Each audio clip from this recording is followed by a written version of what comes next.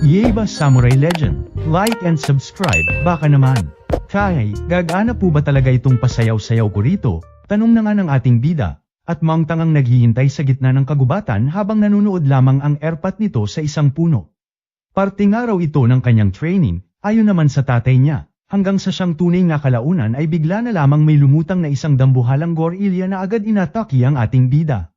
Basic nga lang iniwasan ng ating bida ang mga atake nito hanggang sa kalaunay na naisahan siya at na-corner sa kamay nito sabay tinilapon sa itaas. Dito na nga umiksena ang mga tropa niya, na siyang sinamantala naman ng ating bida sabay burra ng pangmalakasang hataw sa ulo ng kalaban. Yehe na nga itong si Yeba at matagumpay niya raw na natalo ang dambuhalang gorilya. Pagbati naman ang natanggap nito mula sa kanyang airpot at maayos daw na nasundan ng ating bida ang kanilang plano. Sus basic lang naman airpot, pagmamayabang naman ni Yeba, hanggang sa mawala na nga ang kanilang mga ngiti nang dumating ang sandamakmak pang gorilya na kasama ng naunang kalaban. Abat kumakaripas na takbo naman ang naging sagot dito ng ating mga bida, nakalaunay tinawanan pa nga ang sitwasyon habang nagtatago sa taniman ng mga saging. Sa minalas-malas nila Yeba ay aksidente na nga silang nasama sa mga saging at napaloob sa cargo truck at na-deliver sa kung saan. Samantala, somewhere sa kung saan, sa isang airport bandang Japan, isang babae na nga ang pinakitang anabangan ang pagdating ng papa nito mula sa biyahe. Sayaka na nga ang pangalan nito na siyang agad binati ang kanyang airpot sa pagkapanalo nito sa Asia Kendo Championship. Bagamat nanalo ito ay di nito maitago ang pagkabuisit, dahil di niya raw matatawag na tunay na champion ang kanyang sarili hanggat di niya raw natatalo ang lalaking tinawag nitong si Kenjuro Kurogane. Walang ano-ano'y natigilan na nga ang mag-ama sa kanilang pag-uusap nang biglang may umiksenang bata mula sa kung saan, na siyang agad nang hinarang ni Sayaka at sino raw itong batang bida-bida. Agad nagpakilala naman ang ating bida na si Yeba Kurogane, isang pangmalakasang samurai daw kung kanilang mamarapatin, na kinagulat na nga ng airpot ni Sayaka at isang ang Kurogane. Nagpakilala naman si Sayaka dito at sinabing isa siyang babae, since nangungulit si Yeba kung ano raw ba siya. Tinawanan nga lang ito ng ating bida at tila ngayon lang nakakita ng isang babae, sabay na hiwagaan sa suot nito. Sa buwisit ng babae ay binanatan na nga nito ng payong ang makulit nating bida, ayon buko lang inabot at sinabing nakakatakot daw pala ang mga babae. Walang ano-ano'y airpot naman nga ng ating bida ang umeksena at hinahabol ng security guards, na siyang agad namang nakilala ni Raizo kaya biglang nabuhayan at ngayon na daw sila maglaban ni Kenjuro Kurogane. Deadma nga lang dito si Kenjuro sabay hinablot at sinama sa pagtakbo nito, hanggang sa rekta na nga silang sumakay ng taxi at umexit sa airport. Di nagtagal ay bumaba na nga sila ng taxi, kung saan sinabi nitong si Kenjuro Kurogane na ito na raw ang magiging bagong bahay ni Yeba. Teka, bahay namin ito, pagtataka na nga ni Raizo habang happy-happy naman na pumasok itong si Yeba sa nasabing lugar at feel at home na nga si Tutoy. Pagharang naman ang samalubong dito galing sa lola ni Sayaka, at sino raw itong bansat na ito na basta na lamang lumutang sa kanilang bahay. Bitawan mo nga ako tanda, banat naman ni Yeba rito na kinabuisit na nga ng matanda, habang itong si Raizo naman ay pagkabuisit din ang nadama kay Kenjuro Kurogane, at basta-basta na lamang nagdidesisyon na dito mananatili ang anak nito akala mo siya may-ari ng bahay na ito. Sa yunay kontra pa sila hanggang sa mapagtanto ng matanda na anak ni Kenjuro Kurogane ang bida natin, na siyang pumayag manatili pansamantala sa bahay nila ngunit pang ising-isi sabay pinasunod sila sa isang dojo at tila ba susubukan ang kakayahan ni Yeba. Agad na pagtanto naman ito ni Kenjuro Kurogane, kaya naman siya na mismong naghanap ng makakalaban ng kanyang anak, at pinili pa talaga ang pakiramdam niyang pinakamalakas sa mga ito. Nabahala naman sila lalo na si Raizo dahil ito raw ang pinakamalakas sa mga ito, na tinawanan nga lang ni Kenjuro Kurogane sabay nagbigay kondisyon, na kung sakaling manalo si Yeba, ay wala nang usap-usap pa, at mananatili sa bahay na ito ang anak niya. Agad sumangayon naman si Tanda, at sinabihan si Muto, ang makakalaban ni Yeba na ibigay lahat ng makakaya nito at huwag maalangan na banatan ang bata. Sus ang daming satsa tera laban na, pare-parehas lang naman kahit gorilla o mukhang gorilla iharap niyo sakin, banat na nga ni Yeba na kinabuisit ng kalaban nito at may kabastusan daw ang bunganga. O siya, ika naman ang matanda at magsimula na raw sila. Pero di raw ba ito magsusuot ng paddings? Pangsupot nga lang daw yun sabi ng airpot niya, ika na nga ni Yeba kaya ayon, hinayaan na lamang nila. Kalaunan ay nagsimula na ngang maglaban ang dalawa, kung saan una nang lumusab itong bida natin. Basic naman itong iniwasan ni Muto habang pinag-aaralan ang mga galawan ni Yeba, na siyang pinagtaka na nga nila Sayaka at masyado raw buhos agad ang mga galaw ng batang mayabang. Aba, mukhang malakas din itong mukhang unggoy na ito ika na nga ni Yeiba hanggang sa atakihin na nga siya ng kalaban. Wala ngang magawa si Yeiba kundi harangan lamang ang mga atake nito, at mang-asar na pwede raw itong kalaban niya sa kagubatan kung saan bilong ito. Dito na nga natigilan si Yeiba at napaisip sa sinabi niya, tungkol sa kagubatan, na karamihan sa mga halimaw ay nakalaban niya na, at tila ba may ediyang naisip. Sa gulat nila ay bigla na nga lang tumalikod si Yeiba sa kalaban nito, na siyang kinang-isi naman ni Tanda at may katangahan din daw pala talaga itong mayabang na bata. Sinamantala na nga ito ni Boy Gorilla at inatake si Yeiba, ngunit sa gulat ng kalaban ay basic lamang itong naiwasan ng ating bida, sabay bomb iron ang pangmalakasang atake, na sa yuni pilit pang pinigilan ni Boy Gorilla hanggang sa tumilapon na nga ito sa Kisame ng dojo.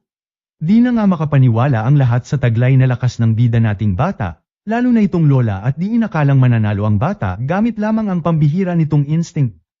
O paano ba yan, talo kayo, ika na nga ni Kenjuro Kurogane habang nagulat naman si Sayaka at bakit daw nakatali na si Muto. Ayon naman kay Yeiba ay ganito daw talaga galawan sa kagubatan, ang talo, kinakain ko. Buwisit ka wala ka sa kagubatan, ika na nga lang ng nabuwisit na dalaga. Kinabukasan, di pa man sumisikat ang araw ay nabuwisit na naman itong si Sayaka, at napakaingay daw ni Yeiba sa natutulog pa ang mga tao. Hanggang sa almusal ay kulit pera ng dala ni Yeiba, pati na ang kasama nitong tigre na lubos pinagtataka ni Sayaka. Ayon naman sa ating bida ay kaibigan niya raw ito, na nagngangalang si Kagetora, na kasakasama niya na mula pa sa kagubatan. Pagtataka naman ang bumungad kila Raizo at asan daw ba si Kenjuro Kurogane, hanggang sa makatanggap na nga sila ng sulat mula rito na nagsasabing sila na raw muna bahala sa kanyang anak. Buwisit talaga yung lalaki na yan, ika na nga lang nila Raizo habang dead malamang ang ating bida at siguradong bumalik lang daw ito sa gubat, sabay kuha sa pagkain ni Sayaka at masyado raw pabebe sa pagkain, di raw ito mabubuhay sa kagubatan kung sakali. Maging sa pagpasok sa eskwelahan ni Sayaka ay pangungulit pera ng dala ni Yeiba, at saan daw ba pupunta ang dalaga? Sa eskwelahan nga raw ika naman ni Sayaka, kung saan lugar na nagtitipon-tipon ang mga tao para mag-aral.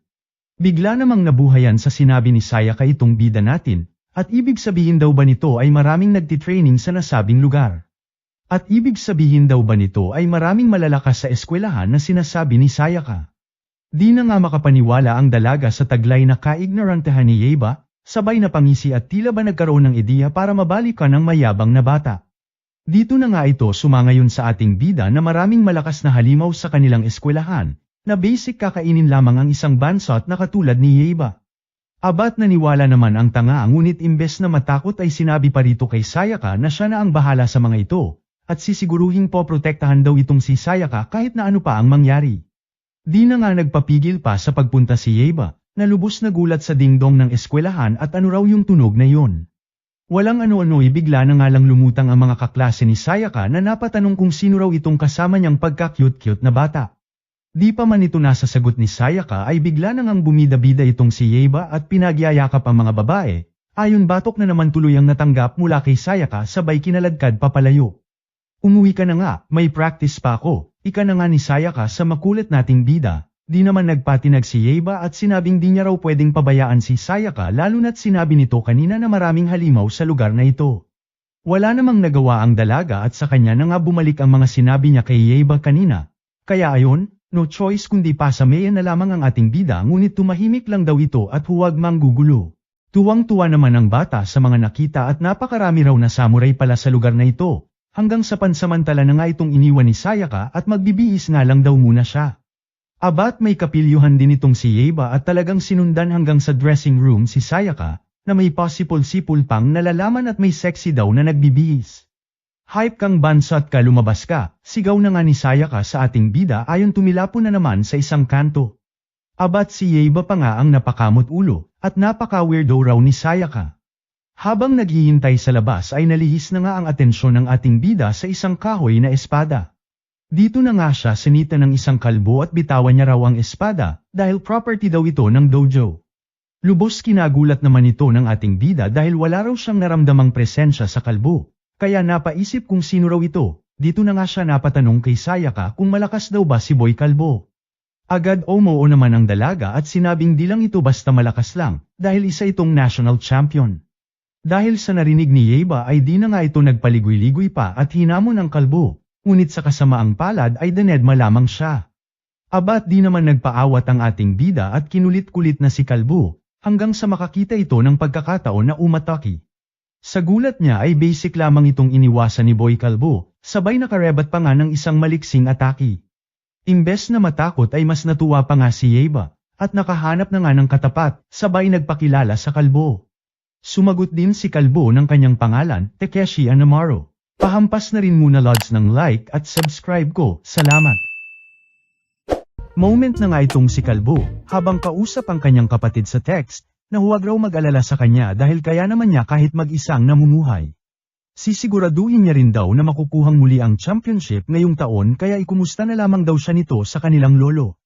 Samantala, kulit na naman ang dala ni Yeba kay Sayaka at nakabuntot na naman sa dalaga, hanggang sa mabangga na nga nito sa hallway ang kalbong nagngangalang Anamaro. Dahil dito ay nabuhayan na naman nga ang ating bida at muli na namang niyaya ang kalbo na makipaglaban, ngunit nginisian lamang siya ni Anamaro at alam naman na raw nilang mas malakas siya rito.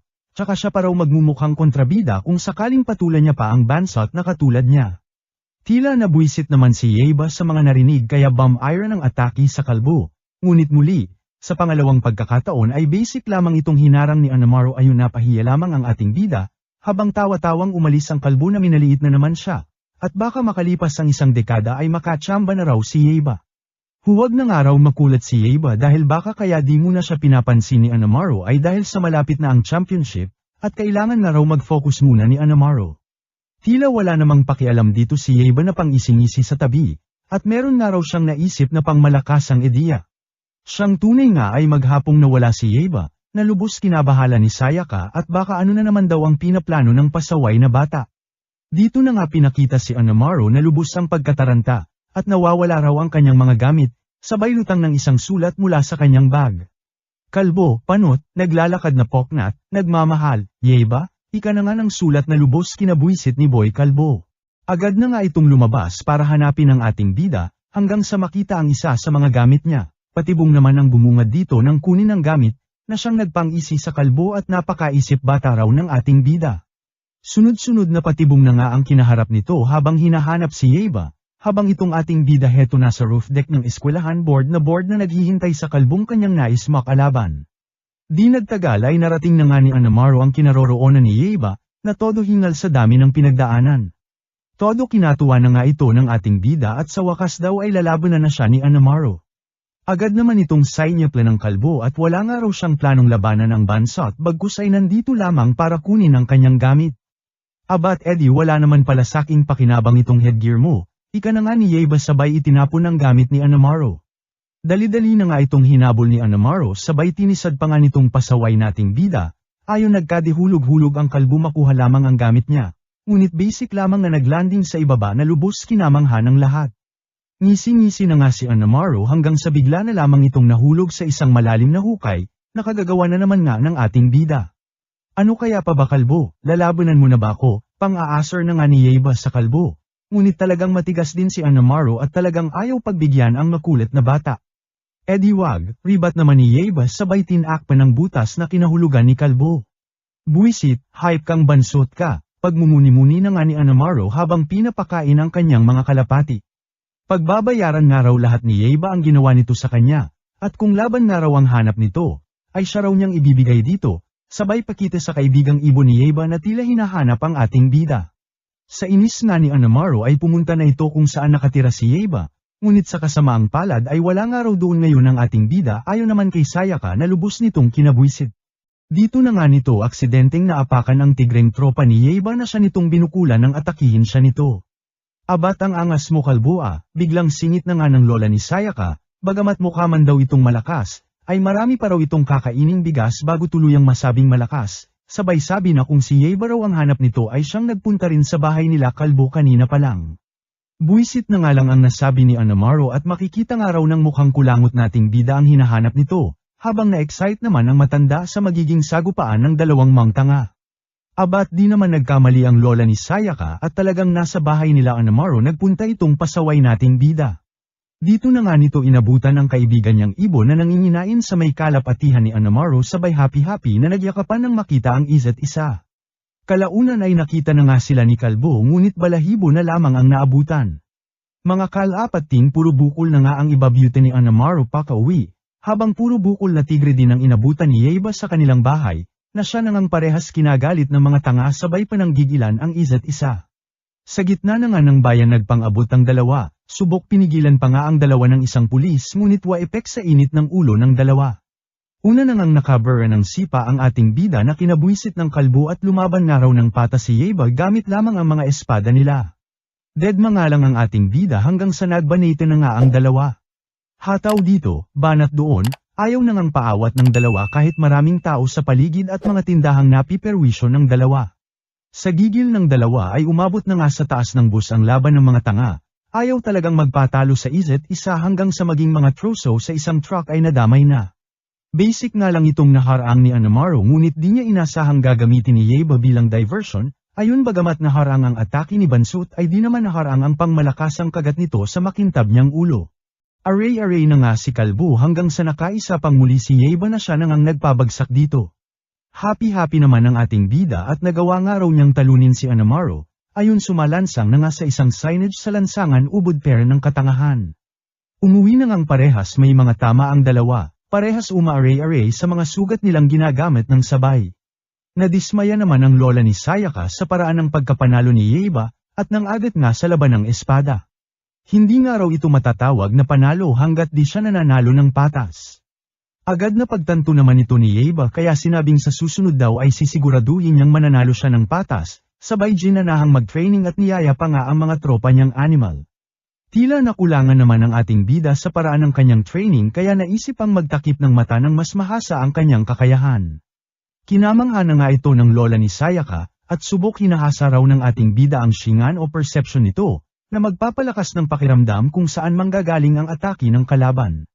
Mangtangaman nga raw si Yeba pero unti-unting natututo sabay umalis ng patawa-tawa.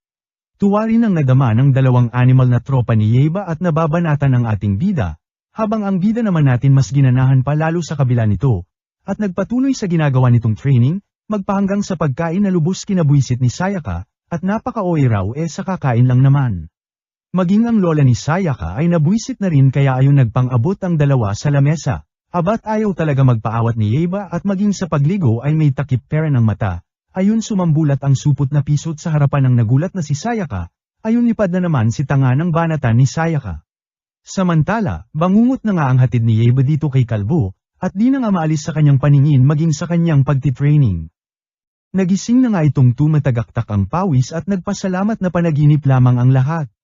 Since di nga makatulog ay idinaan na lamang ni Anamaro ang pagpapaantok sa pamamagitan ng pagsasanay sa labas. Hayop kay Yeba, wala pa akong talo sa lahat ng naging laban ko, tas matatalo lang ako basta-basta sa bansot na tubol kang hype ka, panggigigil na nga ni Anamaro habang binabalikan ang mga nangyari kanina.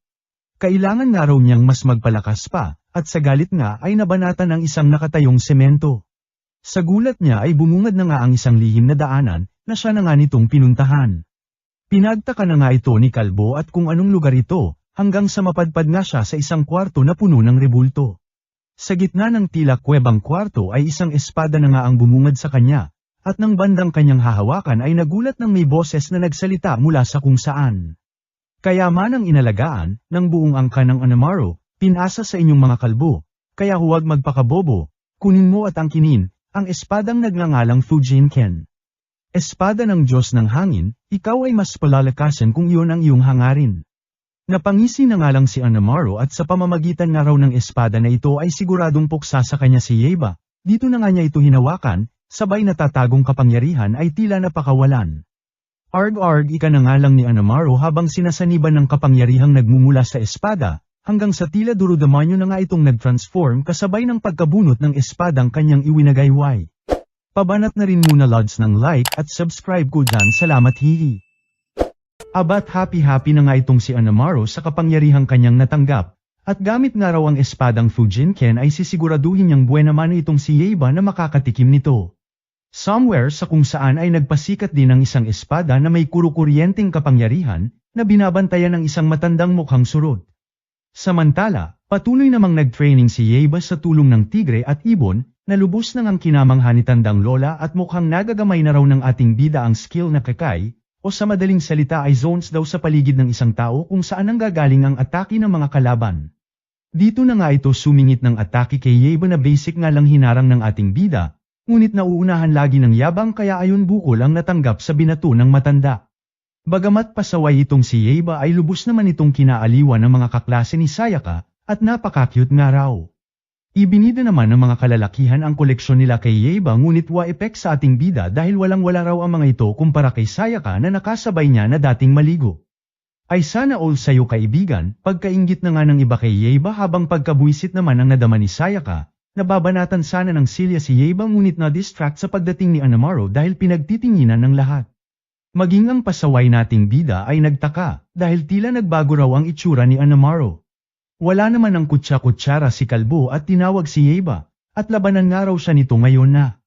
Abat kinatuwa na nga ito ni Bansot at agad inatake si Kalbo, ngunit sa gulat niya ay bigla na nga lang naglabas ng tunay na espada si Anamaro na siyang samugat sa kanyang mukha. Abat kailan ka pa natutong mandaya Kalbo, reklamo na nga ni Yeba dito, ngunit ninisian lamang siya ni Anamaro na tila ba nang aasar. Nabahala na nga maging sila Sayaka dahil totoong espada ang gamit ni Anamaro habang napa-atras na nga lang ang ating bida at napaiwas sa mga was-iwas ni Anamaro. Dito na nga nakakuha ng armas si Yeba gamit ang isang putol na tubo na tinawanan nga lang ni Kalbo at ano raw magagawa nito laban sa espada niya. Dagdag pa nga ang pagpikit ng ating bida na lalo pang nagpatawa kay Kalbo. Abat mukhang nagbunga rin ang mga training ni Yeba at nagawang maarang ang mga atake ni Anamaro. At bagamat pinaulanan ng mga banat ni Kalbo ay nakalusot ng atake kay Anamaro na siya nitong lubos kinagulat. Unti-unti nang nakabawi si Yeba at napa-atras ang Kalbo, ngunit muli ay tinawanan lamang ni Kalbo at ito lang daw ba ang kaya ng ating bida. Kinabwisit na nga ito ni Yeba habang ito naman si Anamaro ay itinutok ang espada sa ating bida, walang ano-ano'y bigla na nga lang itong naglabas ng isang pangmalakasang atake na siyang rekta tumama kay Yeba, at sumalansang sa isang nawasak na poste. O ano, asan na yabang mo bata, ika na nga ni Anamaro kay Yeba, hanggang sa kalaunan ay muli na naman nga itong bomb iron ng isang pangmalakasang atake na subok hinarang naman ni Yeba, ngunit sa kasamaang palad ayon lumipad lamang sa sobrang lakas ng atake ni Kalbo. Sumigaw naman si Sayaka na tumigil na nga raw itong si Kalbo, ngunit ayaw talagang paawat ni Anamaro ayon maging sila Sayaka ay binanatan na rin. Dahil dito ay pilit na ngang tumayo si Yeba sa kabila ng mga tama nito. Ngunit iba rin talaga ang galit ni Kalbo na siyang muli ay bomb iron ng pangmalakasang atake sa ating bida, nagkadiwasak-wasak na nga ang eskwelahan nila Sayaka, sabay pakitin na to the rescue ang tropang ibon ni Yeba, at agad siyang nilayo sa nag-ooromintadong Kalbo. Takbo supot, takbo, ika na nga lang nang tumatawang si Anamaro. Naiyak na nga lang si Yeba sa mga pangyayari at nagmungtanga nga lang daw siya kanina sa harap ni Anamaro, at wala man lang daw siyang nagawa laban dito. Nakamasid nga lang sila Sayaka mula sa isang gilid, hanggang sa bigla na nga lang lumutang ang airpot ni Yeba na lubos nilang kinagulat. Dito na nga ipinaliwanag ng kanyang airpot ang tungkol sa Fujinken, na siyang gamit ni Anamaro laban sa kanya, na nagtataglay ng pangmalakasang kapangyarihan. Nakatago raw ang espadang ito ngunit mukhang na-awaken na raw, at tanging ang espadang Ragenken lamang daw ang makakatalo rito. Isang napakalakas na espada na taglay ang kapangyarihan ng kidlat, at kung tama nga raw ang pagkakatanda niya ay isang matandang bansot ang may hawak nito, na nagngangalang Miyamoto. Bigla na ngang nagka-interes si Yeba at napatanong kung saan daw ba niya mahahanap ang nasabing matanda, na siyang agad namang binara ng kanyang tatay, at kahit sabihin man nga raw nilang mahanap ito ni Yeba ay aabutin muna siya ng siyam-siyam bago magamit ang espada. Wala akong paki, ika naman ng ating bida at kung ito nga lang daw ang paraan para matalo niya si Anamaro ay susubukan niya kahit ano pa man ang mangyari. Wala naman ang nagawa ang kanyang tatay at sinabing nasa Mount Tengu raw ito, sabay ngiting tagumpay kay Sayaka at alam nga raw ng dalaga kung saan ang nasabing bundok.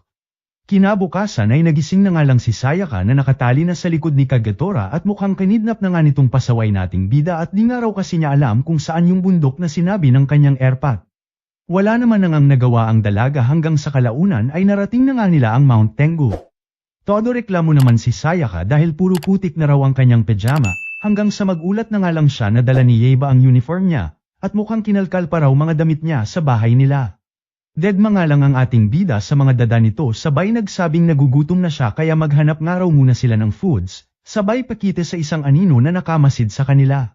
Siyang tunay nga ay basic lamang nakahanap ng pagkain ang ating bida, na lubos kinamangha ni Sayaka.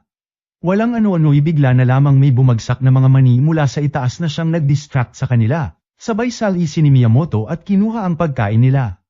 Abat nasisipa nga ni Yeiba itong tropa niyang tigre hanggang sa bigla na lamang may bumagsak na buto mula sa taas.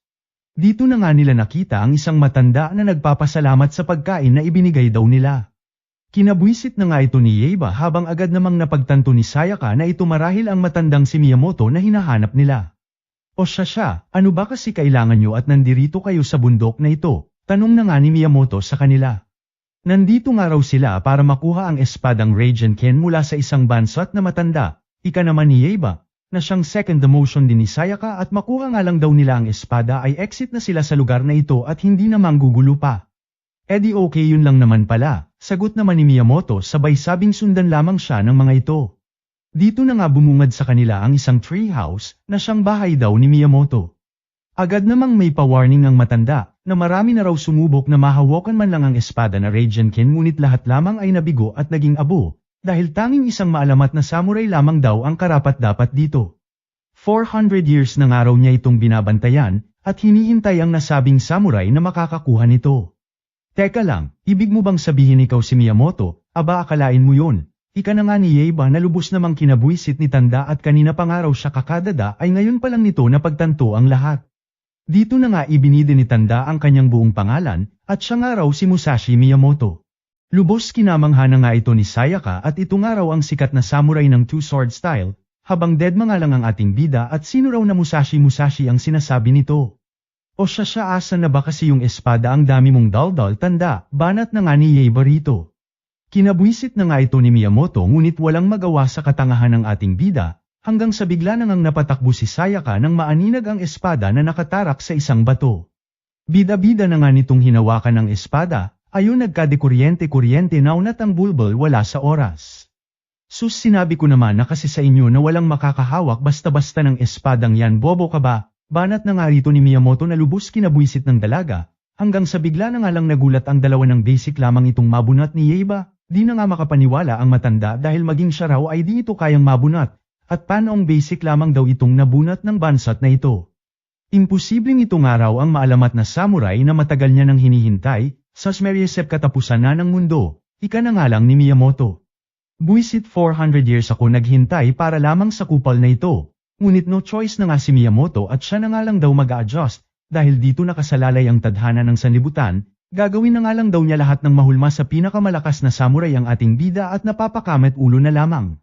Sa pagbuhat pa nga lang ng espada ay hirap na itong si Yeiba, kaya naman sinabihan ni Miyamoto na simulan muna nito na palakasin ang sarili ng matapatan ang kapangyarihan ng Thunder God na nakapaloob sa espada. Napangiti naman si Yeiba sa mga narinig at sa taglay na kapangyarihan ng espada, kaya naman mas ginanahan at wala nga raw Diyos ang makakapigil sa kanya. Todo nag-concentrate na nga ang ating bida, at sa gulat nila Miyamoto ay nagawang mapalabas ang kapangyarihan ng espada. Sa kasamaang palad ay nawala sa kontrol si Yeiba, na siya nang inatake sila Sayaka, buti na lamang ay agad na harang ni Miyamoto, sabay rektang pinigilan si Yeiba ayon na patumba gamit lamang ang isang sanga. Sa kung saan ay napagtanto naman ni Anamaru ang paggising ng espadang Raijinken, at sisiguraduhin nga raw niya na mapapasaka niya rin. Balit naman sa ating bida ay nagising na nga ito mula sa pagkakahimatay. Dito na nga sinabi ni Miyamoto na para magamit ang espada ay kailangan muna itong madaig ni Yeiba, o kung hindi ay siya ang seiseniba nito at magiging oni, na siya nga raw nangyari kay Anamaru ayon kay Sayaka. Sa sitwasyon nga raw ni Yeiba ay di malayong magaya ito sa estado ni Kalbu, di naman nagpatinag si Yeiba at sisiguraduhin nga raw niya na magagamit ang espada, at matatalo si Anamaru. Siyempre banatan mo na muna lods like at subscribe ko baka naman, salamat. Gamit ang bagong tagpong kapangyarihan ay may paorasyon na nga itong si Anamaru, kung saan nagtawag ng mga duro-demonyong backup na kanyang makakasama. Dito na nga pinabatid ni Kalbo sa mga ito na layo nilang makuha ang espadang Raijin na kasalukuyang nasa gawing kanluran ng lugar na yon, huwag nga raw silang tatanga-tanga at siguraduhing huwag papalpak sa utos niyang pak na pak. Samantala, somewhere sa kung saan naman ay nagsimula ng mag-training itong ating bida, na todo reklamo sa matanda dahil imposible naman daw ang pinapagawa nito sa kanya na paglalakad sa ibabaw ng tubig. Wala akong sinabing maglakad ka, ang sabi ko tumawid kang bobo ka, ika naman ang matanda sa kanya na kalaunay may pasample na nga sa kung paano niya ito gagawin. Basic nga lang nitong ginawa ang pagtawid sa tubig, na lubos namang kinamangha ng lahat, at para magawa nga raw ni Yeba ay kailangang nakafocus ito, tanggalin lahat ng pagdududa at pag-aani ng parehas na katawan at isip. Samantala, ayaw paawat na nga itong si Kalbo at maging ang Prime Minister ng kanilang bansa ay nilusob na. Pinagbabaril naman ito ng bodyguards ng Prime Minister ngunit walang epek sa kalaban nating Kalbo, na muli ay bomb iron ang pangmalakasang atake at ipinabatid sa lahat na simula raw ngayon ay siya na ang mamamalakad ng bansang ito.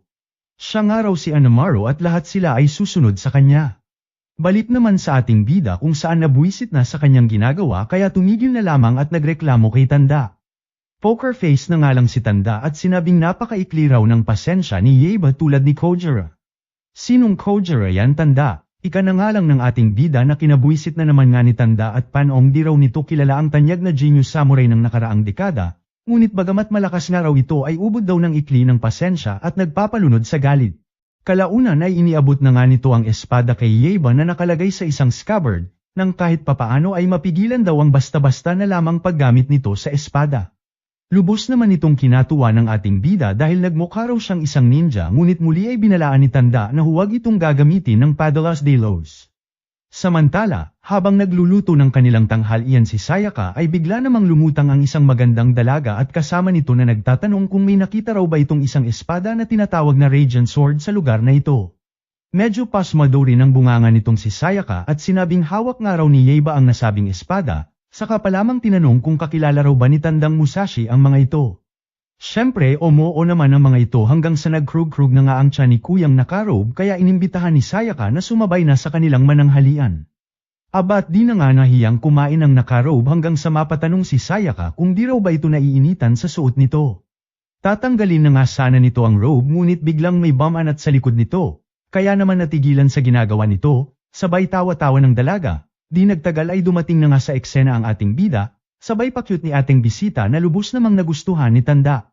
Walang ano-ano'y bigla na lang nagbago ang mukha nito at sa wakas nga raw ay nakita na nila ang espada, sabay atake kay Yeba ayon tumilapon ang ating bida. Ibigay nga raw nila ang espada sa kanila, at dito na nga nagpakilala ng mga alagad ni Anamaro, ang 8 demons. Agad na ngang nagtanggal ng balat kayo ang babae, at nagpakilalang si Julius Zopopotamus III, habang ang lalaki namang nakarobe ay nagpakilalang si Heroda Gerozaman.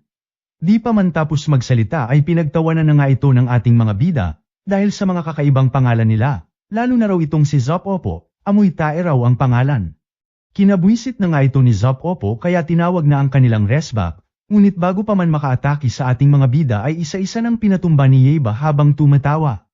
Namangha naman dito si Tanda at tinawag ang teknik ni Yeba na Laughing Sword, kung saan ginagamit ang pagtawa para ma-distract ang kalaban.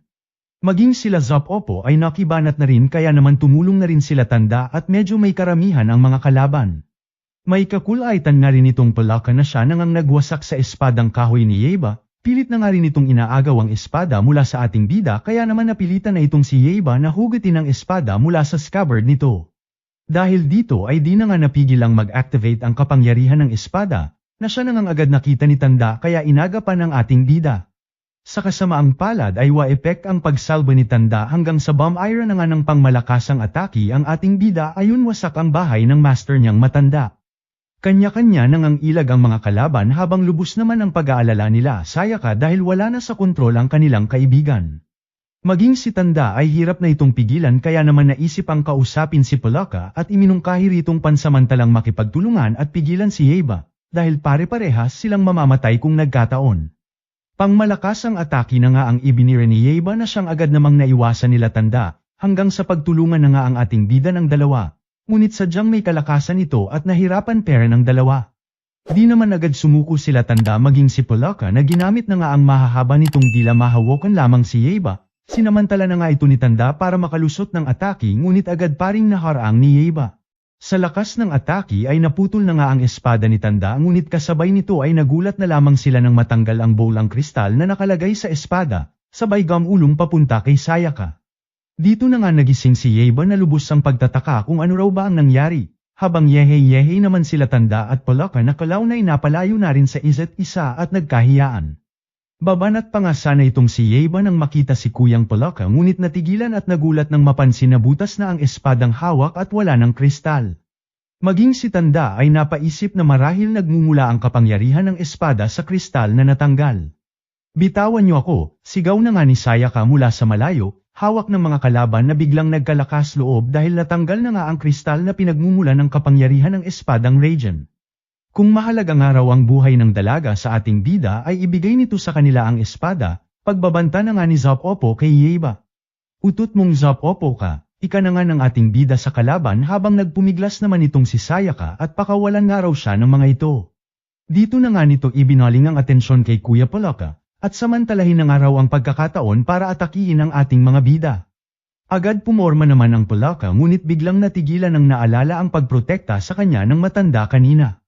Sa buwisit ni Zop Oppo ay inatake na nga nito ang kakamping Palaka, ngunit di nagtagumpay dahil maging si Yaiba ay prinotektahan na rin ito, na tila ba tropa na nila. Ba't inaatake mo ang kaibigan mo? Ika na nga ng ating bida sa kalaban. Walang kwenta, yan ang tawag sa Palaka na yan, ribat naman ni Zop Oppo at wala nga raw karapatang magsilbi sa Lord Anamaru nila ang mga katulad nitong walang silbi. E di sa akin na lang siya, laman tiyan din yan, ika na nga ni Yaiba na lubos kinagulat ng Palaka, sabay pagbulong ng ating bida na umalis na nga raw itong Palaka habang nadidistract niya pa ang kalaban. Todo pang-aasar na nga itong si Yaiba kay Zop Oppo kaya naman siya na ang pinagbalingan ng kalaban, sabay nagpahabol sa gubat. Samalubong na nga sa ating bida ang iba pang kasamahan ng kalaban hanggang sa maabyutan na siya ni Zop Oppo na siyang agad nirekta siya ng atake. Pilit sumabay na nga si Yaiba sa kalaban ngunit sadyang lamang ito sa laki kaya naman tumatalbog lamang itong ating bida. Tawa-tawa na nga itong si Zop Oppo dahil wala nga raw pan-apat sa kanya itong bata kaya ibigay na nga lang daw ng ating bida ang espada nang matapos na ang paghihirap nito. Abat ayaw din talaga sumuko ni Yaiba na siya na namang ngang tumilapon sa atake ni Zop Oppo, sabay umikot-ikot ang kanyang espada, na agad namang sinalo ni Yaiba. Nagmistulang malaking shuriken na nga ito na siya niyang ginamit sa mga lumutang na kalaban. Napangiti na nga ang ating bida sa mga pangyayari at nagkaideya na gamitin ang kanyang espada mala shuriken.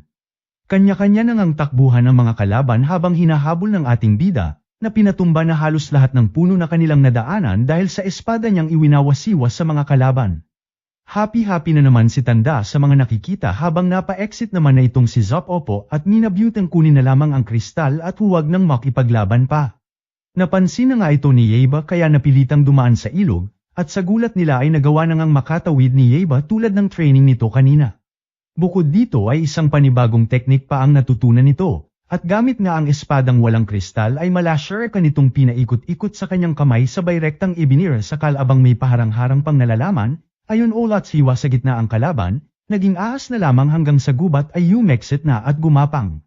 Kinagabihan ay may bonfire na nga ang ating mga bida at wasak na nga ang bahay ni Tanda, kasama ang bagong tagpong kakamping Palaka. Dito na nga nila nabalitaan ang ginawang pagsakop ni Anamaru sa Kapitolyo, na siyang simula ng unti-unting paghahasik nito ng lagim. Dahil dito ay iminungkahi na nga ni Tanda na magtungo sila sa Ganryu Island, na marahil maghahatid sa kanila ng clue kung paano mamamaster ni Yaiba ang Radiant Sword. Agad na nga silang naglakbay kinabukasan habang nakakwintas kay Sayaka ang kristal, sabay pakita sa isang insektong drone na tila nagmamatsyag sa kanila. Pabanat na rin muna lods ng like at subscribe ko, salamat hihi. Sa ilalim ng lihim na lungga ni Anamaru, nagulat si Mr. Spider. Sabi niya, nasa kamay na ni Yaiba ang Radiant Sword. Nang marinig yun, hindi makapaniwala si Anamaru para sa kanya, imposibleng mapasa kamay ni Yaiba ang ganong klaseng espada. Pero kampante si Mr. Spider, ang utak ng grupo. At ayon sa calculations niya, panalo na sila. Pinadala na raw kasi niya si Mr. Slug, isa sa pinakamalakas nilang 8 demons, para bawiin ang espada. Ipinakita pa niya kay Anamaru ang video ni Mr. Slug, na siyang confident na matatalo agad si Yaiba. Habang pinapanood ni Anamaru ang laban, nagtataka siya kung bakit walang tumutulong kay Mr. Slug.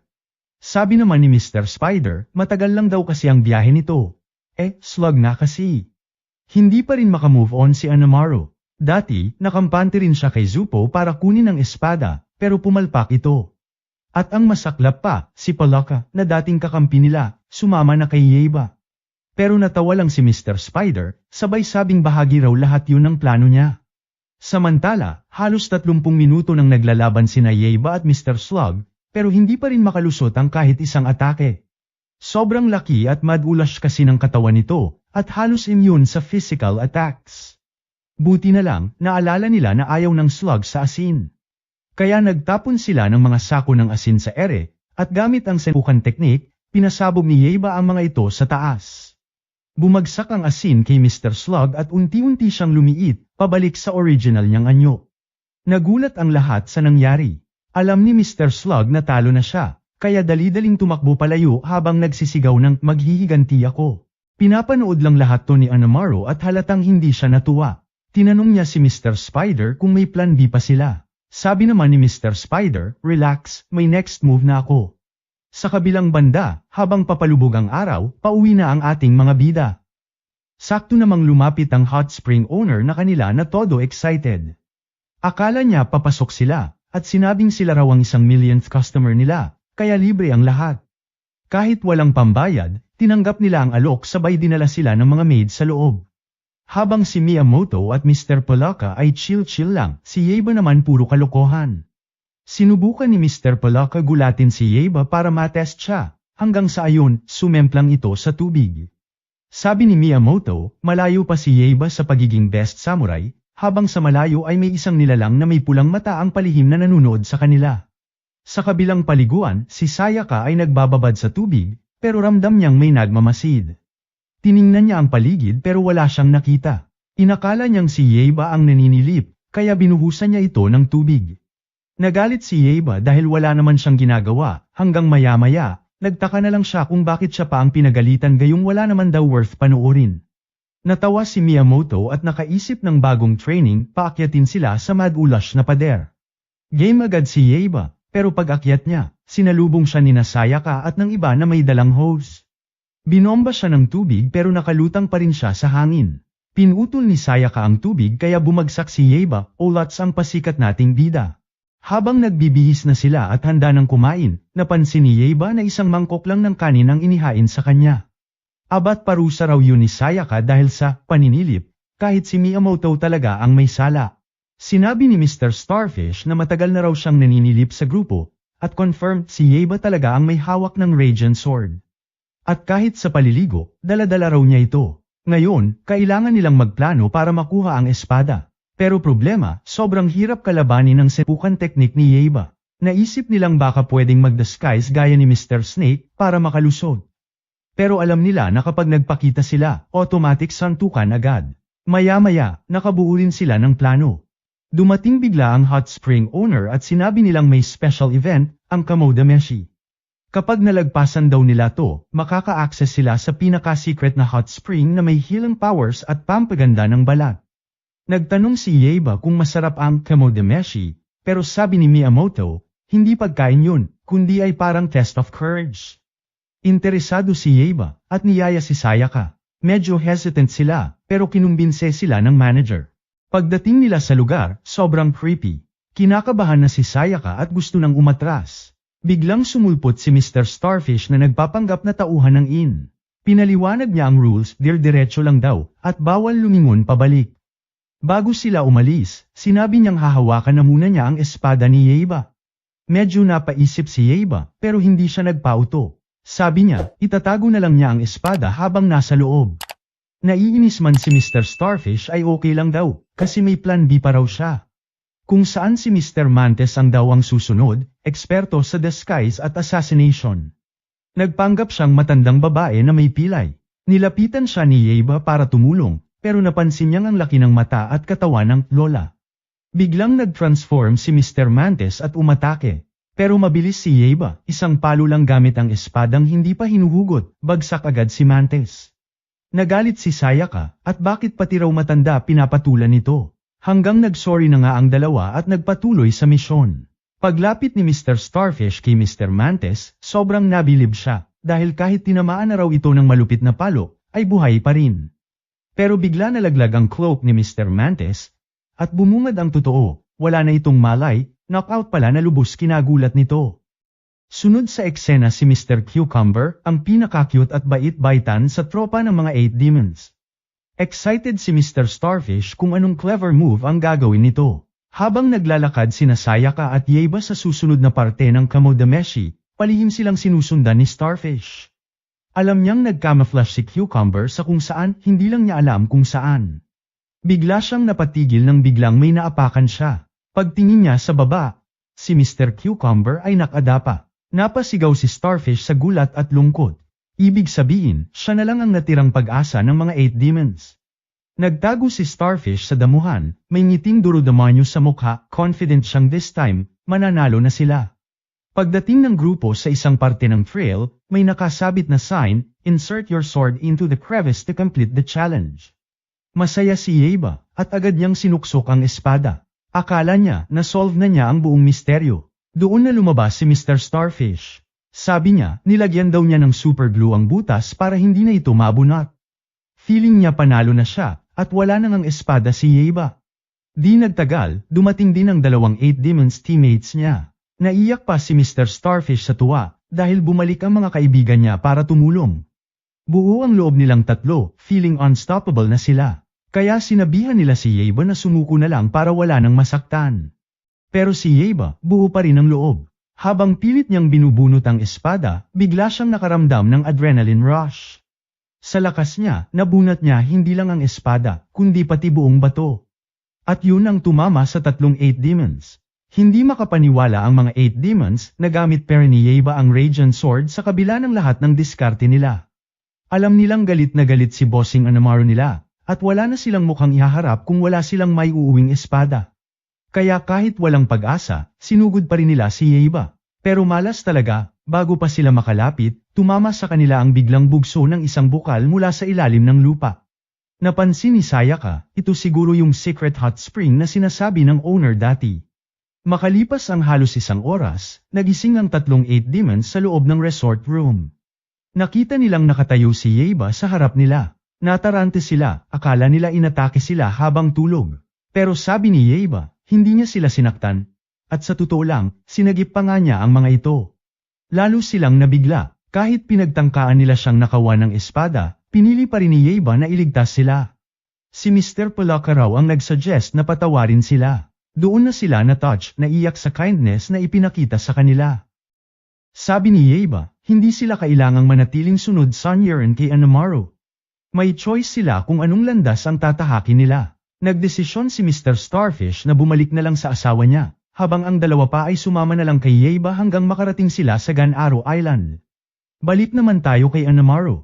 Pinapanood niya ang lahat mula sa kanyang kuta, at galit na galit siya sa mga pangyayari. Dahil wala na siyang ibang option, tinawag niya ang pinakamabangis niyang demon. Maya-maya, may bumagsak na napakalaking kabaong mula sa langit. Bumukas ito, at lumabas ang isang nilalang na may pulang matang kumikislap sa dilim. Dito na nga nang gagalatiting inutos ni Anamaru na kunin ito sa bansat nating bida ang Radiant Sword kahit na ano pa ang mangyari.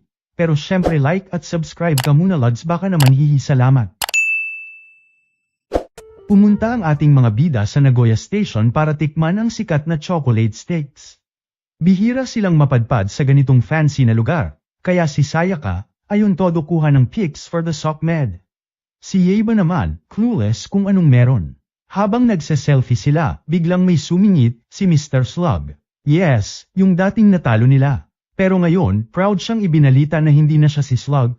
May shell na raw siya, kaya Mr. Kuhul na raw ang pangalan niya. Wala nang masabi ang tropa, pero naalala agad ni Yeba na asin lamang ang kahinaan nito. Kaya sinigawan niya si Mr. Palaka na kunin ang asin, at buong lakas niya itong ibinato kay Mr. Kuhol. Pero may plano si Mr. Kuhol. Nagkulong siya sa shell, kaya hindi siya direktang tinamaan. Kahit protected siya sa asin, open na open naman ang depensa niya. Sakto, ginamit ni Yeba ang senpukan technique at tinaira ang shell niya ng rekta. Ayun napuruhan si Mr. Kuhol, kaya napilitan siyang gumapang palayo. Habang pinapanood ito ni Miyamoto, napaisip siya, ganito ba talaga ang mga demons na kinukuha ni Anamaru, habang si Yeba, taas noo pa habang tumatawa. Sabi niya, kapag nagkita ulit sila ni Anamaru, ay pupuksain niya ito gamit lamang ang senpukan technique niya. Pero bago pa man siya makapagdrama, may malalim silang boses na narinig mula sa itaas. Isang misteryosong nilalang ang lumapag sa pinakamataas na building sa lugar. Nang makita ito ni Miyamoto, ramdam niyang final boss ang dating ganito. Sabi ng lalaki, siya raw si Mr. Bat, sabay labas ng naarbor nitong chocolate sticks ni Sayaka, at masarap daw. Tinuro niya si Yeba at sinabing ang Radiant Sword ay pagmamay-ari ni Lord Anamaru. Sumuko na raw ang mga ito bago pa may masaktan. Confident si Mr. Bat, pero hindi rin nagpapahuli si Yeba dahil isang banat nga lang daw niya ng senpukan dito ay siguradong olats na ito. Di nagtagal ay nagbanate na nga ang dalawa. Pero sa unang banggaan pa lang, tinamaan na agad si Yeba sa braso na siyang kinagulat ng lahat. Napansin ni Yeba na may kalamangan si Mr. Bat dahil kaya nitong lumipad. O ngayon kasalanan ko pang mahina at walang kwenta ka, ribat na nga ni Mr. Bat sa kanya. Abat ayaw din talaga magpatalo ni Yeba sabay tinawag ang tropa niyang ibon, at dito nagsanib sila, nagkaroon na rin siya ng pakpak para pantay ang laban. Medyo na-impress si Mr. Bat pero olats parent daw ito laban sa kanya. Habang nagbabakbakan ang dalawa, napansin ni Miyamoto na sobrang bilis ni Mr. Bat.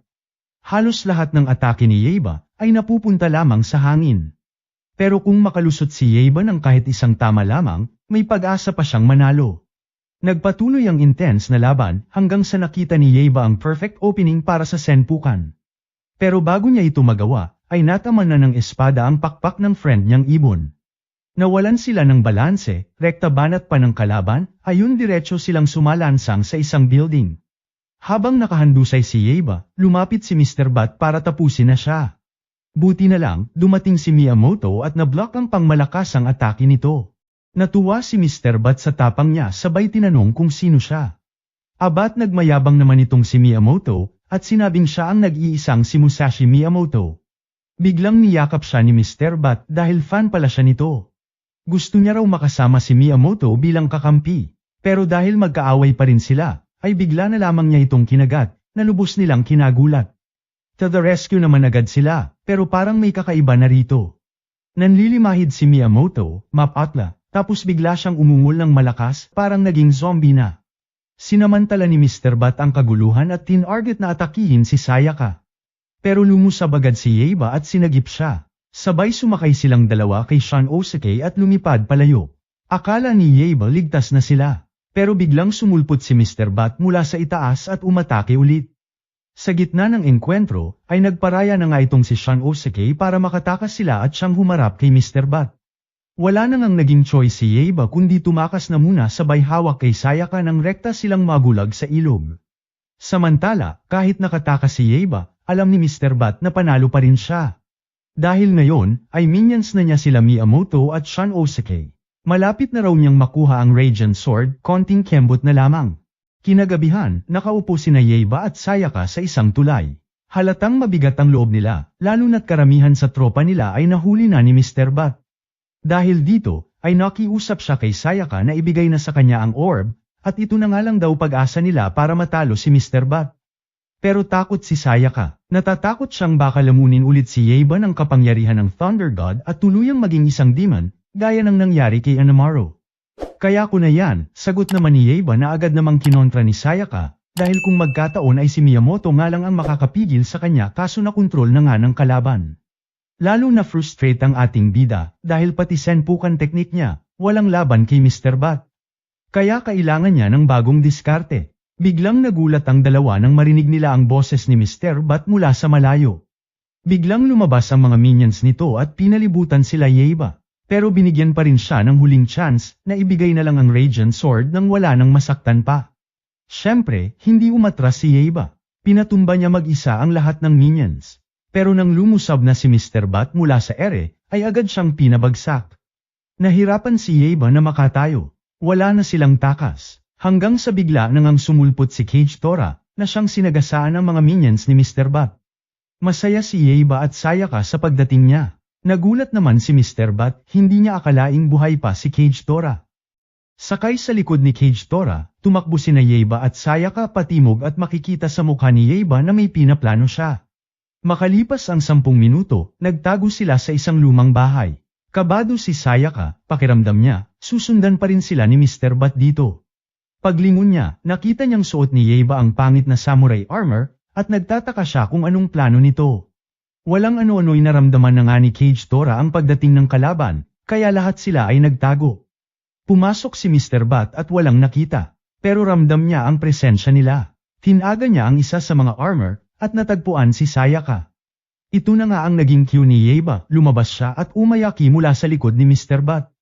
Alam niyang tumama ang atake, pero nagdududa pa rin siya kung sapat na yon. Tama nga ang hinala niya. Okay pa rin si Mr. Bat na siyang naharang ang atake niya at ang naalis lang ay ang sunglasses nito. Pero halatang galit na ito, sabay lumitaw ang purple aura nito. Hinabol ni Mr. Bat si Yeba hanggang makarating sila sa bubong. Doon, napansin ni Yeba na nawawala ang kanyang Radiant Sword. Lalo siyang nabahala, samantala, nakita naman ni Sayaka ang espada na nakahandusay sa isang tabi. Sinubukan niya itong buhatin, pero hindi niya kaya sabay namangha na araw-araw itong buhat-buhat ni Yeba.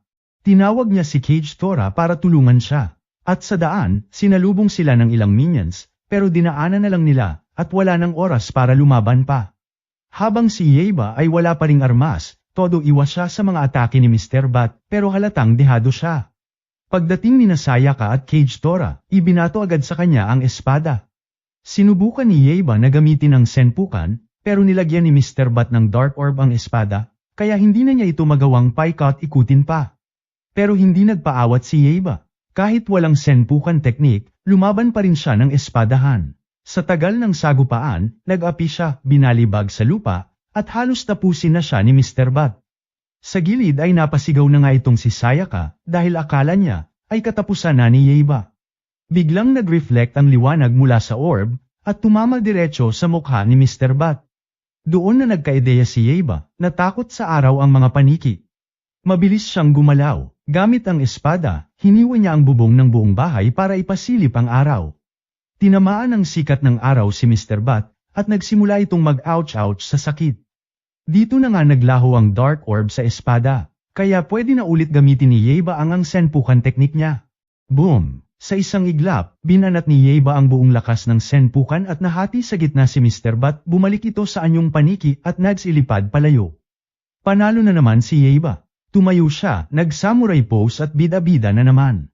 Tumakbo si Sayaka papunta sa kanya at niyakap siya sa tuwa. Pero umiwas lamang si Yeba sabay sabing wala siyang panahon ngayon sa mga ebab, aba ayes haha.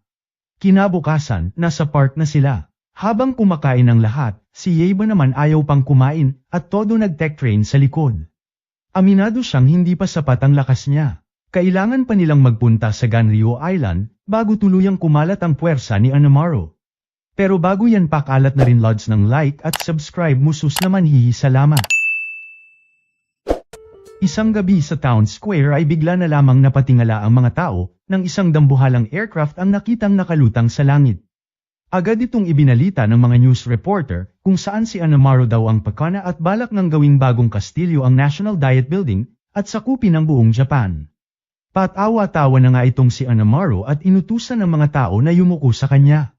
Pero hindi pumayag ang madlang people, kaya sa buwisit nito at bilang panakot, naglabas ito ng espada at sabay iwinasiwas ng pangmalakasan na siyang pumutol sa isang building. Dahil dito ay natamimi na nga ang mga tao at natakot. Matapos yun, tumawa lang si Anamaru ng parang duro-demonyo, sabay lumapit si Mr. Spider para ibalita na tinalo na si Mr. Bat ni Yeba. Kinagulat na nga ito ni Anamaru dahil si Mr. Bat ang isa sa mga pinakamalakas niyang tauhan. Dito nalaman din niyang papunta na sila Yeba sa Ganryo Island, kaya inutusan niya si Mr. Spider na unahan ang mga ito sa isla at buhayin si Kojiro Sasaki, isang pangmalakasang legendary samurai. Somewhere sa kung saan, nasa bangka na sila Yeba papunta sa Ganryo Island habang kinukwento ni Miyamoto ang tungkol kay Kojiro, at kung gaano kalakas ang espada nitong kayang hamaba o lumiit, na kung tawagin ay Manaho Shizaw, ngunit sa kabila nito ay natalo parang nga raw ito ni Miyamoto, dahil dumating siya ng late sa duelo nila para inisin si Kojiro bago ang laban. Ayaw naman maniwala ni Yeba sa kwento nito, kaya pinakita ni Miyamoto ang isang best-selling na libro na nagsasalaysay daw ng laban nila. Nauna nga roon si Mr. Spider at agad niyang hinukay ang libingan ni Kojiro, tapos ginamit ang mga potion para buhayin ulit ang katawan nito. Pagkatapos, binuksan niya ang time portal gamit ang espada ni Kojiro para kunin ang kaluluwa nito at ibalik sa katawan niya. Noong una ay inakala niya pang walang effect kaya pinagsasampal si Kojiro, hanggang sa bigla nang tumayo ang legendary samurai, na siyang galit na galit. Tinutok nito ang espada kay Mr. Spider dahil sinaktan daw ang pogi niyang mukha. Agad namang nagpaliwanag si Mr. Spider at sinabing 400 years na itong patay, na siyang lubos kinagulat ni Kojiro, at di makapaniwalang may nakapatay sa kanya. Walang ano-ano'y dumating na nga sa isla sila Yeba, kaya pinatago muna ni Mr. Spider si Kojiro. Pagdating ni Yaiba, napansin agad nila ang estatwa ni Kojiro na siyang pinagtaguan nila Mr. Spider at Kojiro sa likod. Narinig ni Kojiro ang boses ni Miyamoto at agad niya itong naalala na siyang dumuga sa kanya dati, at nang makita pa niya ang estatwang ginawa para sa kanya, ay nagtaka siya kung talaga bang natalo siya noon. Puro papuri na nga itong si Miyamoto ukol sa kung gaano kalakas si Kojiro noon, pero nauwi na naman sa pang-aasar na mas malakas na lang daw siya ng dihamak dito kaya ayun patay na. Sa galit ni Kojiro nang marinig ito, ay pinaira-piraso na nga nito ang estatwa sabay tumayo sa ibabaw nito at idineklara sa lahat na bumalik na siya mula sa kamatayan para puksain si Miyamoto. Halos tumigil ang puso ni Miyamoto sa gulat at di makapaniwala sa kanyang nakikita. Sa gitna ng tensyon, lumabas si Mr. Spider para ipakilala ang sarili bilang isa sa 8 demons, pero nasapawan siya ni Mr. Polaka, kaya nabad trip siya. Dito na nga niya inutusan si Kojiro na patayin silang lahat. Agad namang sumang-ayon si Kojiro at gustong unahin ang mortal niyang kaaway na si Miyamoto. Nagtanong siya kung nasaan si Miyamoto hanggang sa tinuro na nga ito Yaiba, na siya nang lubos kinagulat ni Kojiro dahil matandang bansot na nga itong si Miyamoto. Ito namang si Miyamoto nang asar na naman, at sinabing kahit 400 years na ang nakalipas, ay wala pa rin daw pan-apat sa kanya si Kojiro. Ayun nga at di na naiwasang magbanatan ang dalawa, kung saan agad nagbitaw ng unang atake si Miyamoto pero basic lamang napigilan ni Kojiro.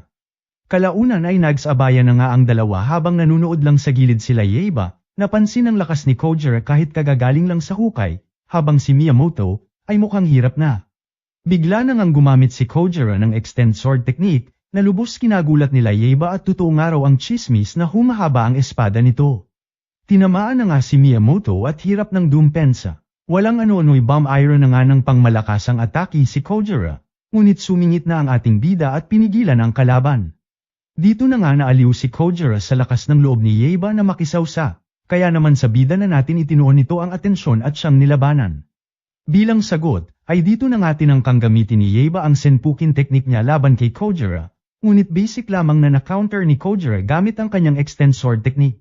Walang ano-ano'y siya naman nga ang bomb iron ng atake sa ating bida, na sa sobrang bilis ay hindi halos nasundan ng mata ni Yaiba, muntik nang tamaan si Yaiba kung hindi lang siya naitulak palayo ni Miyamoto sa huling segundo. Bahagyang nasugatan si Yaiba at di makapaniwala sa lahat ng nasasaksihan, hanggang sa aksidente na ngang masipsip sa loob ng portal na ginawa ni Mr. Spider kanina, na lubos kinagulat ng lahat.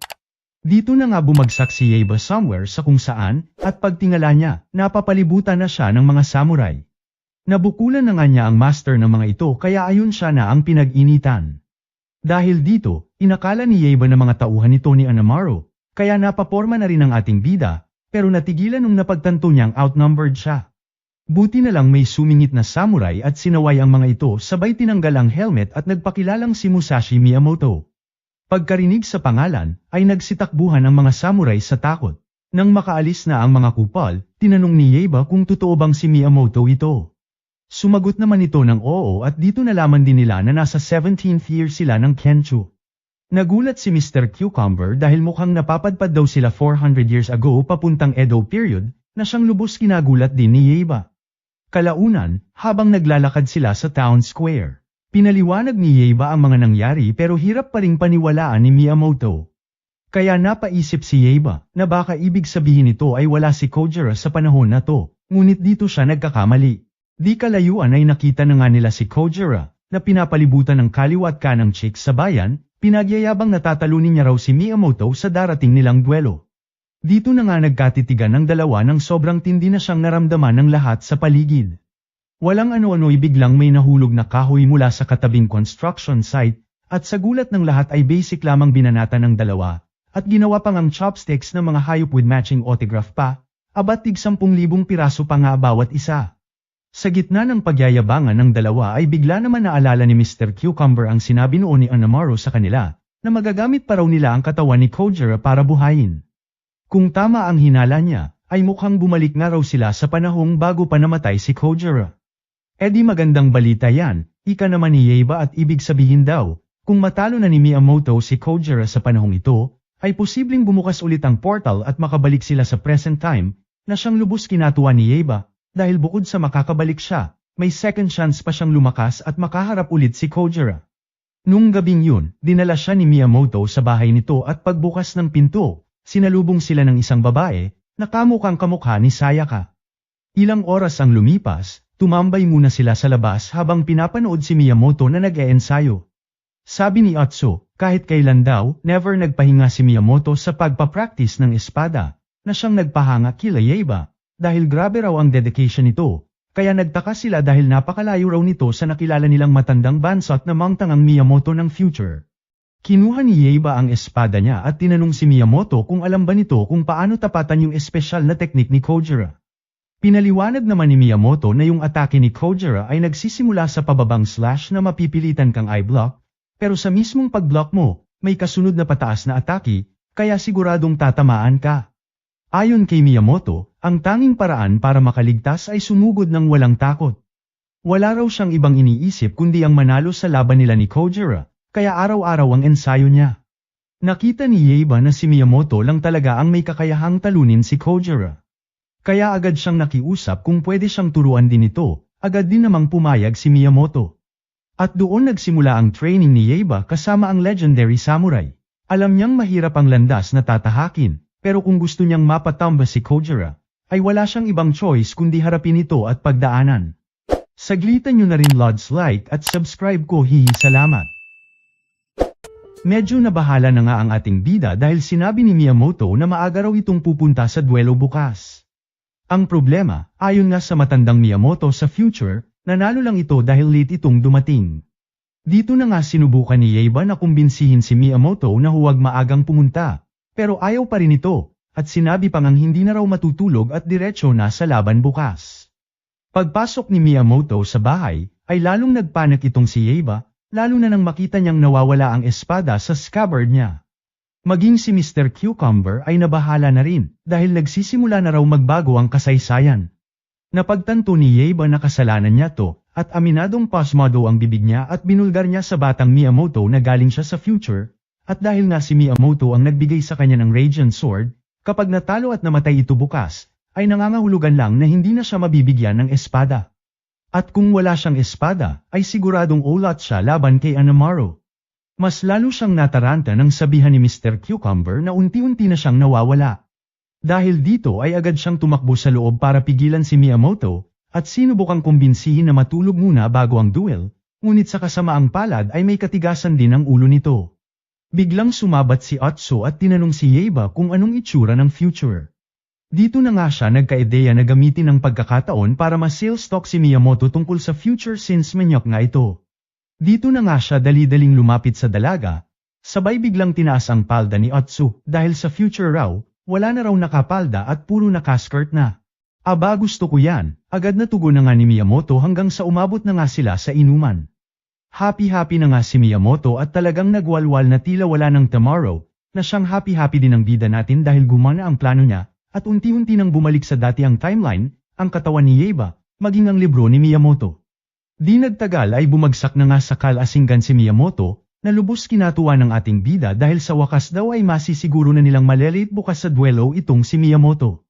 Hanggang sa magsalita na nga si Atsu, at sinabing kapag nalalasing si Miyamoto, ay tulog mantika raw ito at natutulog ng isang buong araw. Lubos na taranta na nga si Yaiba sa mga narinig at mukhang mas napalala pa ang sitwasyon imbis na maisaayos. Kinabukasan, pinakita na nga si Kojiro na naghihintay na kay Miyamoto. Kanina pa nga ito nandirito, kaya nagsimula ng mainis dahil late na si Miyamoto sa duelo nila. Walang ano-ano'y nagsulat na nga ito ng mensahe, sabay inilagay sa espada niya. Na siya nitong pinahaba at pinaabot sa bahay ni Miyamoto, kung saan si Yaiba na nga ang nakabasa at napagtantong galit na si Kojiro. Lubos kinataranta na nga ito ni Yaiba dahil mababago ang kasaysayan kung di makakarating ng duelo itong si Miyamoto, kaya naman sinampal-sampal na niya ito ng magising, pero sa kasamaang palad ay wala talaga. Buti na lang, nakaisip ng paraan si Mr. Cucumber, at naalala ang kwento ni Future Miyamoto, ukol sa detalyadong paraan kung papaano nito natalo si Kojiro sa librong ibinida nito. Kaya naman kailangan lang nilang siguraduhin masusundan ang nakasulat sa libro. Di nagtagal ay dumating na nga sa duelo ang ating bida, nasuot ang damit ni Miyamoto at para magmukhang matangkad ay may tukod sa mga binti nito. Abat kahit halata ang pagpapanggap ni Yaiba ay nakalusot na nga ito sa tanga na siyang kinagulat ng ating bida. Dahil dito ay naging kumpiyansa na nga si Yaiba na magagawa niya ito. Alam niyang ang unang galaw ni Kohiro ay ang Supagashi technique, na kailangan niya lamang tapatan ng rektang paglusob ng walang takot na nararamdaman. Siyang tunay nga at ito ang ginawa ng kalaban, ngunit sa kasamaang palad ay di nataymingan ng tama ni Yaiba ayon na isahan parent siya ni Kojiro. Nagpatuloy pa ang ilang atake ni Kohiro na siyang naiwasan naman ng ating bida. Ngunit ang problema ay nawasak ang mga tukod niya, sabay bumagsak sa lupa, natulala at walang magawa. Isang atake na nga lang ay angel na itong bida natin, hanggang sa bigla nang ang umeksena si Miyamoto na siyang hamarang ng atake gamit lamang ang dalawang kahoy na sagwan. Lubos na guluhan na nga ang tanggang kalaban at panom dalawa na raw si Miyamoto. Bobo mo talagang hype ka, ika na nga lang ni Miyamoto kay Kojiro, hanggang sa pamorma na nga ang dalawa at nagsimulang maglaban. Walang ano-ano'y bamanat na nga si Kojiro ng extend sword technique niya, ngunit sa gulat niya ay nilundagan lang ito ni Miyamoto at literal na tumapak pa sa mismong espada niya, na siyang kinamangha ni Yaiba sa gilid habang nanunood. Dahil dito ay palit taktika si Kojiro at ginamit ang kanyang Sabubame technique. Muli sa gulat nito ay imbes iwasan ni Miyamoto ay sinalubong ito ng buong tapang, sabay banat ng pangmalakasang palo sa ulo nito ayon tamba ang kalaban at hindi nga ito inasahan. Sa wakas nanalo na nga si Miyamoto na lubos kinatuwa ng ating bida. Walang ano-ano'y lumabas na nga ang kaluluwa ni Kojiro, ang saktong pagkakataon na bumukas ang portal at lumabas ang kamay ni Mr. Spider mula sa future, na siyang hudyat na nga ng pag-alis nila Yaiba para makabalik sa hinaharap. Alam ni Yaiba na ito lang ang pagkakataon niya para makabalik sa future, kaya dali-dali silang tumalo ni Mr. Cucumber sa portal. Samantala, sa future naman, ay todo effort parent si Geraang na Miyamoto sa pakikipaglaban ngunit sadyang kinalawang na ito ng panahon. Hanggang sa dito na nga biglang lumiwanag ang paligid, at sa gulat ng lahat ay umeksena na ang ating bida na siyang nakabalik na mula sa portal. Sobrang saya ni Sayaka at Miyamoto nang makita ang ating bida. Habang si Yaiba, seryoso ang mukha, at sinabing ngayon ay matatalo na niya ang teknik ni Kojiro. Dito na nga nagsimulang magbanatan ang dalawa, hanggang sa binira na ni Kojiro ng pangmalakasang teknik nito. Ngunit sa gulat ng kalaban ay naharang na nga ito ni Yaiba sa pagkakataong ito. Lubos na tuwa na nga sila Miyamoto sa pinapamalas ni Yaiba, ngunit di rin talaga basta papatalo lang si Kojiro na siyang ginamitan ng extend sword technique ang ating bida, ayon ulat si Yaiba, at wala pa ring pan-apat sa malaburat na espada ng kalaban. Sa kabila nito ay tumayo parent si Yaiba ng buong tapang, at sinabing ang tunay na samurai raw ay may tiwala sa sarili na siyang tulong sa kanya ni Miyamoto batang version. Narinig na nga ito ni Miyamoto, at doon na-realize na handa na si Yaiba na gamitin ang kapangyarihan ng Thunder God. Dito na nga niya iniutos kay Sayaka na ibigay na kay Yaiba ang orb. Agad naman itong hinagis ni Sayaka sa ating bida, hanggang sa sumanib na nga itong muli sa espada. Medyo kinabahan na nga ang ating bida, at baka kasi matulad lamang dati at maging durudemonyo siya ulit, na siyang kinontra naman ni Miyamoto at gamitin ng araw ni Yaiba. Ayun na nga at inactivate na ni Yaiba ang kapangyarihan ng espada. Mala Super Saiyan na nga itong nagliwanag, hanggang sa magulat na nga ito sa paglutang ng Thunder God, na siyang kailangan niyang malampasan. Lahat kabado at baka saniban na naman nga ng Thunder God itong si Yaiba. Hanggang sa magulat na nga sila nang magsalita si Yaiba at nagawa ng makontrol ang Radiant Sword. Maging si Kojiro ay nabahala sa lakas na nararamdaman mula sa ating bida, hanggang sa birahan na nga siya ni Yaiba ng isang pangmalakasang atake na siyang hamati sa natitirang estatwa sa libingan niya. Nagpasaring na nga itong si Kojiro at madaya nga raw ang kapangyarihan ni Yaiba na long range ang atake, na siyang binanatan din ng ating bida na gumagamit din naman ng espada na humahaba kaya quits na raw silang dalawa ngayon. Kalaunan ay buong lakas nang umatake si Yaiba gamit ang kapangyarihang taglay, na siyang hinarang din ni Kojiro gamit ang kayang mahiwagang espada, ngunit sa huli, ay nanaig na nga ang kurukuryenteng espada ni Yaiba, ayun tumilapon, ang kalabang tanga. Nanalo na nga ang ating bida, ngunit sa di malamang dahilan, ay unti-unting nawawala sa kontrol ang espada, kaya naman agad iniutos ni Miyamoto na tanggalin niya na agad ang orb mula sa espada. Nagpumiglas si Yaiba hanggang sa tuluyang matanggal ang orb mula sa espada. At sa wakas, bumalik siya sa normal, ngunit bumagsak kalaunan sa sobrang pagod na nadama. Dito na nga napamuni-muni si Miyamoto at napagtantong ang espada ay may kakilakilabot na kapangyarihan, na nangangailangan ng buong lakas at focus para gamitin. Na siyang kinamangha nito dahil nakaya ni Yaiba. Kinagabihan, eksena na naman nga itong si Anamaro, habang kausap ang isang mala scientist na bagong recruit niya. Dito na nga rin dumating si Mr. Spider na tinanong agad ni Anamaru kung nakuha na raw ba ang Radiant Sword. Since Olats na naman nga ay agad nag-change topic si Mr. Spider, at nandito nga raw si Kojiro kasama niya. Agad naman itong binati ni Anamaru, at sinabing malaking bagay ito na pandagdag sa puwersa niya. Agad naman itong sinapla ni Kojiro at wala nga raw siyang sinuman na pagsisilbihan, na siyang kinabuisit na nga ni Anamaru. Bago pa may mangyaring gulo ay dumiskarte na nga itong si Mr. Spider, sabay binuksan ang monitor at pinakita si Yaiba na ayon sa survey ay pinakamalakas daw na samurai sa buong mundo. Dito na nga na-trigger si Kojiro, na siyang plano ni Mr. Spider, kaya ayon, sa gigil ng tanga nangako na nga itong gagawin ang lahat mapatamba lamang si Yaiba, kahit ano pa ang mangyari. Pa-trigger na rin lods ng like at subscribe ko hihi salamat. Ayun nga at kinabukasan ay bumalik na si Sayaka sa bahay nila. Masayang sinalubong siya ng mga magulang niya, hanggang sa nagulat na nga ang mga ito, nang may dala pala siyang mga buwisita, lalo na itong lola niyang na high blood ng todo. Isa-isang ipinakilala ni Sayaka ang mga kasama niya, at nauna na nga si Mr. Palaka, hanggang sa ipinakilala na nga rin ito si Miyamoto na lubos ibinida since kilalang ang maalamat na samurai. Kinadismaya na nga ito ng lola niya, na halos himatayin sa buwisit, dahil ang lubos niyang tinang-alang samurai ng halos isang dekada, at inakala niyang gwapo, ay hype na swang pangit na bansat pala sa personal. Mas kinagulat na nga nila nang makita na nandun din si Kojiro, na abat kalmado pa nga at painom-inom lang ng tsaa. Ayon naman sa ermet ni Sayaka ay nakilala nga raw niya ito sa bayan, at kilala nga raw sila kay Sumama, na siyang binara na nga ni Miyamoto at ano raw ang kailangan sa kanila. Sagot naman ni Kojiro, na hindi siya narito bilang kalaban, bagkus ay nais lang daw dumalaw bilang isang dating kaibigan. Pero ang totoo ay nandirito lang naman dahil nais makuha ang Radiant Sword mula kay Yaiba, since ito lang naman daw ang sagabal para siya ang tanghali na pinakamalakas na samurai. Kalaunan ay dinner time na nga ang fam, kung saan lubos na mangha itong si Granny sa mga kwento nila ukol sa adventures nila kasama ang ating bida, lalo na at basic na lamang binubuhat ni Yaiba ang maalamat na espada na parang wala lang. Nagbigay lakas loob na nga ito kay Yaiba at siguradong matatapatan ng araw niya si Anamaru. Ngunit basag trip na nga itong si Miyamoto, at sinabing mahaba pa raw ang lalakbayin niya bago iyon mangyari. Kailangan pa niyang matutong kontrolin ang espada at matuto ng bagong teknik. Ikinabahala na nga ito ni Kojiro, dahil kapag natuto pa si Yaiba ng mas malalakas na teknik, ay magiging problema ito para sa kanya. Samantalang napagdesisyonan naman nila Yaiba at Miyamoto, na simula ngayon ay training mode na sila para sa bagong style o teknik ng ating bida.